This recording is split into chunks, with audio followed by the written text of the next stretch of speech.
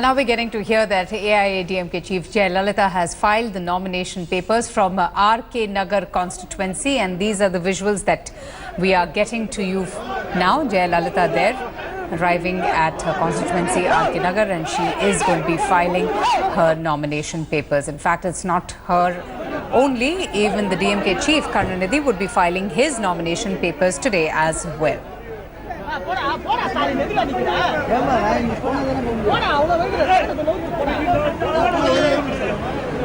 Okay, so these are the visuals that we have right now of the AIADMK Chief Jayalalithaa, who arrived just a short while back, and she has filed her nomination papers. It's going to be a crucial test now for her and, of course, her party. We are also seeing a flurry of hectic political activity with top contenders Jayalalithaa, M Karunanidhi, and also A Ramadas, who would be filing their nomination papers. Smiling to the crowds, that's Jayalalithaa, looking absolutely calm, composed and happy, waving out at her supporters. Editor South, yes, Sudhir joins us for more on this. Sudhir, I was just talking about the flurry of hectic political activity. The next few days clearly will set the high-stakes ball rolling now. Absolutely. In fact, today, 3 of the 4 CM candidates in Tamil Nadu are filing their nominations. Jayalalithaa, Karunanidhi from Thiruvarur, and also Anbumani Ramdas from the Dharmapuri district. So in that sense, the auspicious day being used by 3 of the 4 CM candidates, and that's why there is so much of a flurry of political activity today. All eyes now at this point in time on the R K Nagar constituency, where Jayalalithaa has arrived from Boys Garden. She will be filing her nomination, seeking re-election from R K Nagar. Remember, in the by-election in 2015, she won by a record margin of 1.52 lakh votes, and they would want that margin of victory to increase this time. It's interestingly an all-women contest, especially in R K Nagar constituency, with both the DMK and the VCK, the Vijaykanth Alliance, fielding women candidates to take on Jayalalithaa. And also the other 2 constituencies where Anbumani Ramdas and Karunanidhi are contesting also extremely significant, because all of them are really pitching in this high-stakes battle for Tamil Nadu in the May 16th election.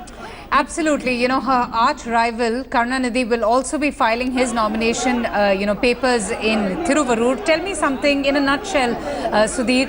What have been, the pressing concerns from their constituencies, if we talk about Jayalalithaa, if we talk about, A Ramadas, or for that matter, Karunanidhi? Well, talking first about Ramadas, this is the Lok Sabha constituency that he represents, the Dharmapuri. So it's a constituency which comes within his Lok Sabha seat. And he would really be pitching for a good show by the PMK, because the northern part of Tamil Nadu is where the PMK has traditionally done well. And so he's contesting in what many would say is a safe seat. As far as Jayalalithaa is concerned, R K Nagar was the first time that she was contesting from a seat in Chennai city. She has never in her political career since the 80s has ever contested from Chennai. So R K Nagar in 2015 was the first time she contested and won from a seat in Chennai. But yes, it is a lower and middle class locality. Of course, they would expect a lot of goodies given the fact that the Chief Minister was their representative. And if they do vote for Jayalalithaa, they would expect the R K Nagar constituency to be transformed dramatically. Not much has really happened since she won this election in July 2015, because the AIADMK cadre say that the time was short. But yes, the expectations are huge from the electorate in R K Nagar.